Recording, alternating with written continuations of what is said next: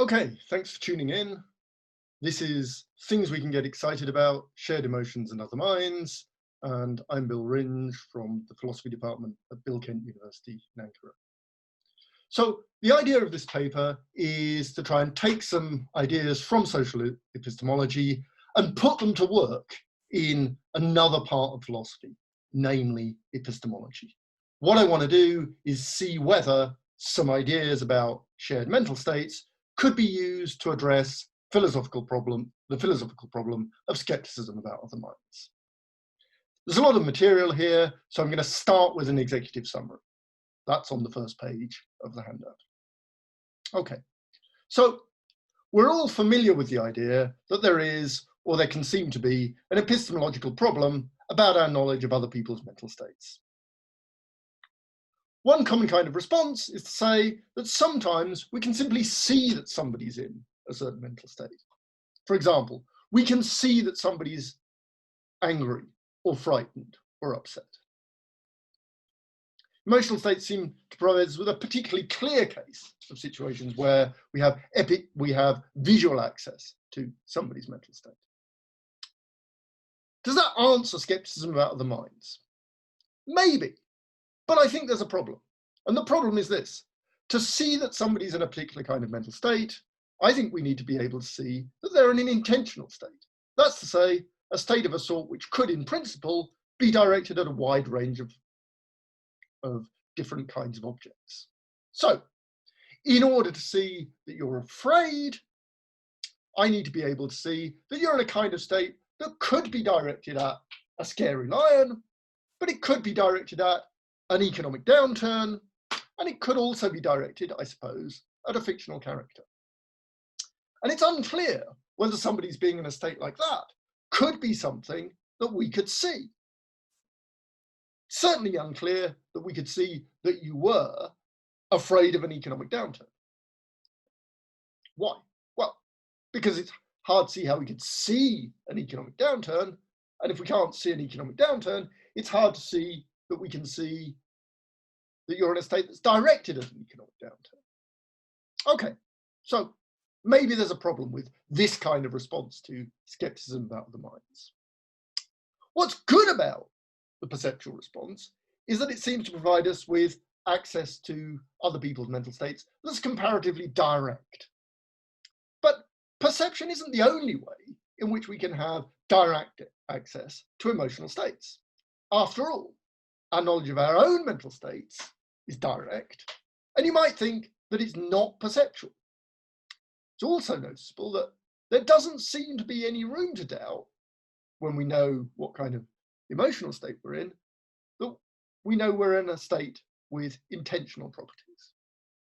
Okay, well, that's great, but that's just knowledge of our own mental states, you might think.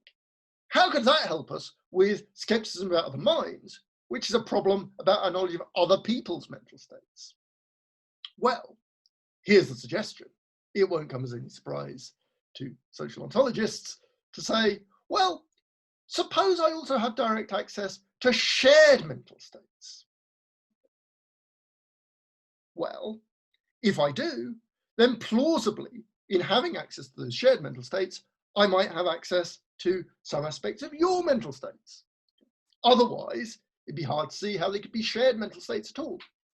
So the thought is, maybe that kind of response gives us an answer to skepticism that has many of the virtues of the perceptual response without its drawbacks. Okay, that's the idea I'm going to be exploring, but you might have a couple of worries. One worry is perhaps it leaves skepticism unanswered. What happens, you might think, about the possibility that I'm subject to an illusion of sharedness? I think that we are, say, grieving for our child, but in fact, you're not grieving at all, or you are simply numbed. What if I think we're excited about a political event when in fact you're just reacting to a football match that's playing in the vicinity of where we both are? So that's one kind of worry. I'll say something about that. Another kind of worry is and I'll say more about this as we go on, maybe this kind of objection, maybe this kind of response to skepticism involves a kind of double standard, that I permit the person who relies on our knowledge of shared emotional states certain things that I don't permit the person who relies on perception. Okay, so let's go through that in a little bit more detail. Let's talk very briefly about skepticism about other minds. There's a lot to say here. I certainly won't say it all. Okay, there are lots of different kinds of problem here. There's what's sometimes called the conceptual problem of other minds, and then there are epistemological problems. Conceptual problems are problems about whether our idea of a mental state is coherent. They arise because the kind of basis on which I make claims about my own mental state very different from the kinds of basis I make claims about your mental states. You might worry whether there's a single coherent concept. Let's leave that problem on one side. I'm interested in problems not about the coherence of mental state concepts, but about our knowledge of them. Even there, you might want to distinguish various kinds of problems. Sometimes people distinguish a knowledge of whether problem, how I can know whether you're in any kind of mental state at all, from the knowledge what problem of knowing what particular mental state you're in. I think you can make further distinctions. So you might think, I can know whether you have mental states without knowing what kinds of mental state you're in. You might think that I can know what broad kind of categories of mental state you're in without knowing exactly what the objects of those mental states are. So I could know that you have beliefs of some sort, desires for something, that you're angry about something or other, without knowing what you believe, what you desire, and what you're angry about. I'd have some kind of knowledge of your mental states, but maybe not enough for the kinds of purposes that we might hope. So I'm interested in what you might call the third degree knowledge what problem. I want a response to skepticism that shows that we can have knowledge, not just that you have some kind of mental states at all of some sort, but what particular mental state you have. I want to know about the attitudinal component, and I want to know about the intentional content. I want to be able to know not just you have mental states, you have a mental state like anger. I want to be able to show that I can know what you're angry about. Okay. So why? Why do I care about that? Well, it seems to me that even if you're interested in the knowledge whether response, you might think you need to guard against the possibility that the response gets solved by deflating what counts as having a mental state. So I think that, in order to satisfactorily answer the knowledge whether question, you'd better be able to show that the kinds of things that you know whether somebody has are mental states in the full sense, states that have both a phenomenological and an intentional aspect to them. Okay. I also think that some of the things that make us most worried about skepticism about other minds arise out of problems about knowledge what. So I think that if I can know that you have some kind of mental states, but not what the intentional objects of those mental states are, there are going to be problems about the very idea of dialogue and the very idea that we might share a community. We'll always be talking past one another, or we're always going to risk talking past one another if I can't know exactly what it is you believe, desire, and feel upset about. Okay. I also think that an account of how we know, of what we know, should say something about how we know. In particular, it should show that the capacities that are involved in knowing what your mental states are don't rely on anything mysterious. That'll be important in what follows. Okay, so I'll talk very briefly about an account that I think doesn't work. The idea is that sometimes we can simply see that somebody's in a certain kind of mental state. We can see that somebody is angry or upset or frightened.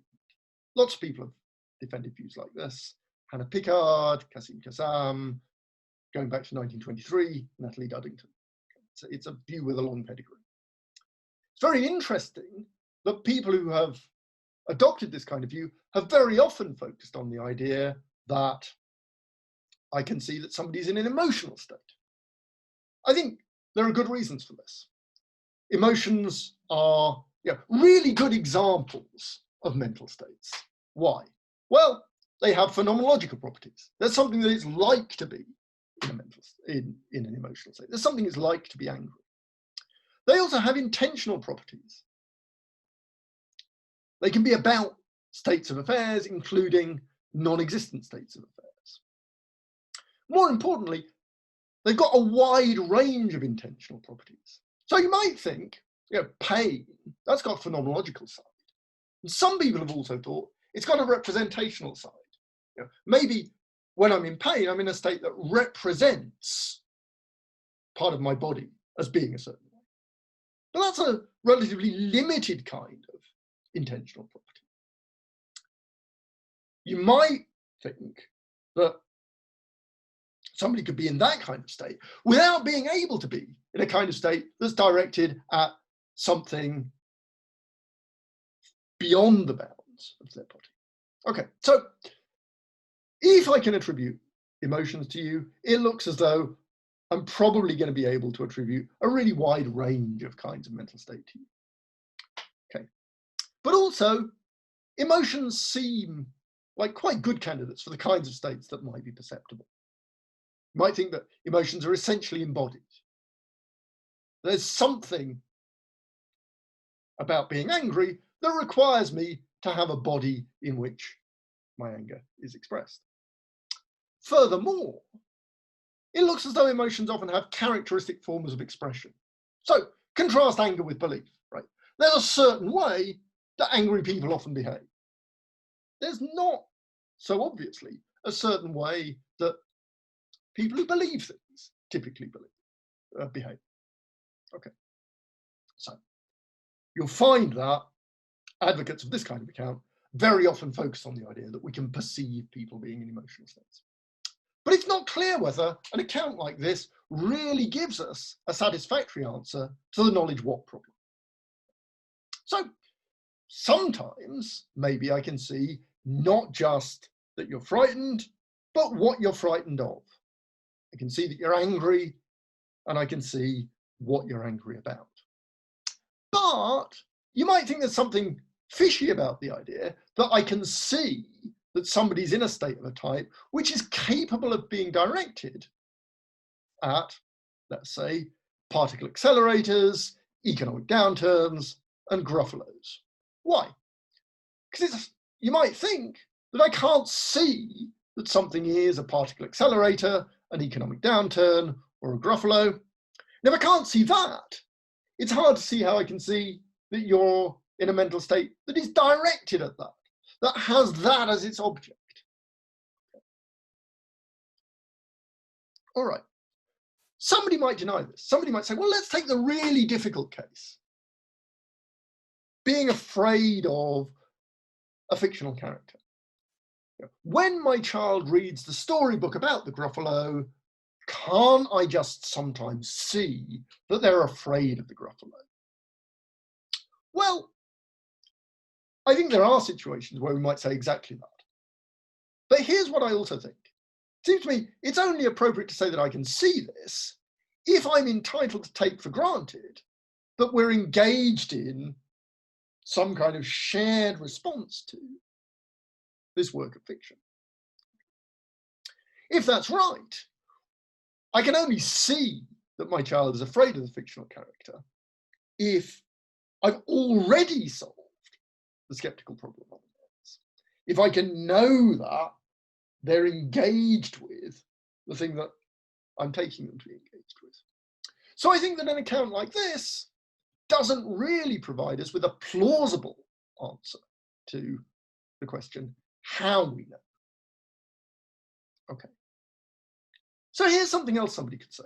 They could say, if you see that somebody's scared of a lion, you thereby see that they're in a state of a sort that could have been directed at, say, a gruffalo or an economic downturn. I think this is mysterious.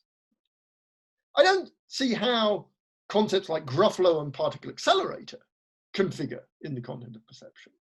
So I don't see how more complex concepts like is afraid of the Gruffalo can figure in the content of perception.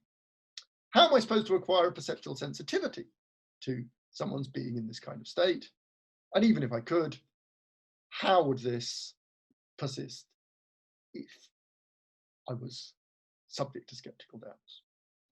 Okay, so what was great about this kind of response to skepticism was that it suggested that I might have some direct knowledge of other people's mental states. What was bad about this account was that it committed us to an implausibly rich account of what we're capable of perceiving. So you might want the advantages without the disadvantages. Is that possible? What we'd need is an account of our knowledge of others' emotions, which is direct, without being perceptual. Well, how's that possible? Here's something you might think. You might think our knowledge of our own emotions is direct without being perceptual. How does that help? Well, here's what you might think. Couldn't the same be true of our knowledge of shared emotions?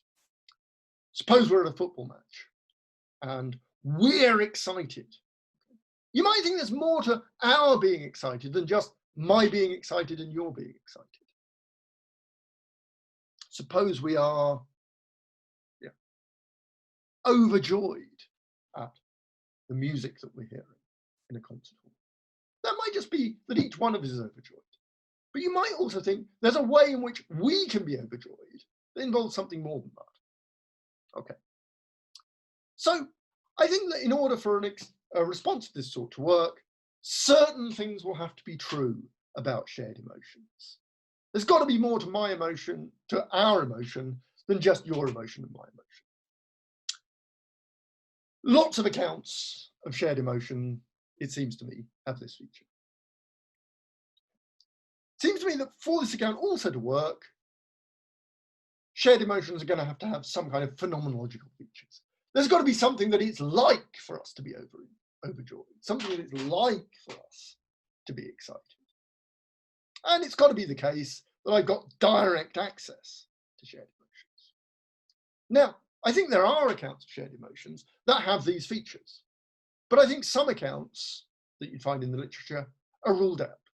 So I think that what are sometimes called aggregative accounts, accounts where our being excited is just a matter of a bunch of individuals being excited.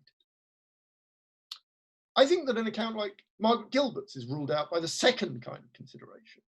Gilbert thinks that in order for us to be remorseful about something, we have to have a shared commitment to feel remorse as a body.